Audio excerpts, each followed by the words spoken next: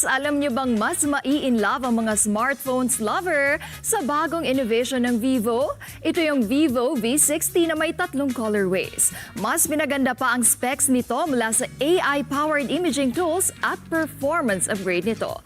Detalye sa report ni TJ Mendoza.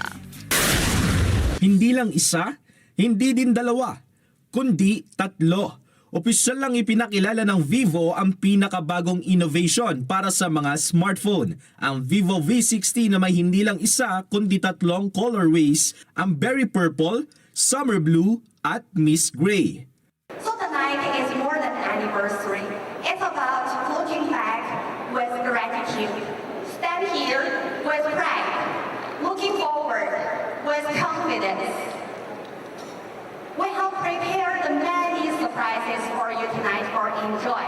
We're willing to you guys can feel the heart of Vivo. We always try to bring you something much better, and we try to make it you feel we are really close to you.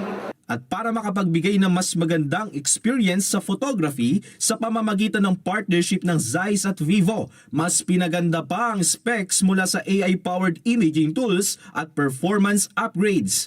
At ang launching ng Vivo, hindi lang para sa selebrasyon ng kanilang ika-10 anibersaryo dahil napuno din ito ng star-studded performances at mga games. Isa sa highlight ng programa ay ang pagpapakilala sa Vivo brand ambassador na si Marian Rivera na sinurpresa ang mga dumalo sa kanyang dance number. At para mapagandaan pa ng mga avid fans at users ng Vivo ang panibagong sorpresa nito, ipinakita na din ni Miss Hazel Bascon, ang VP for Sales ng Vivo Philippines, ang pricing ng Vivo V60.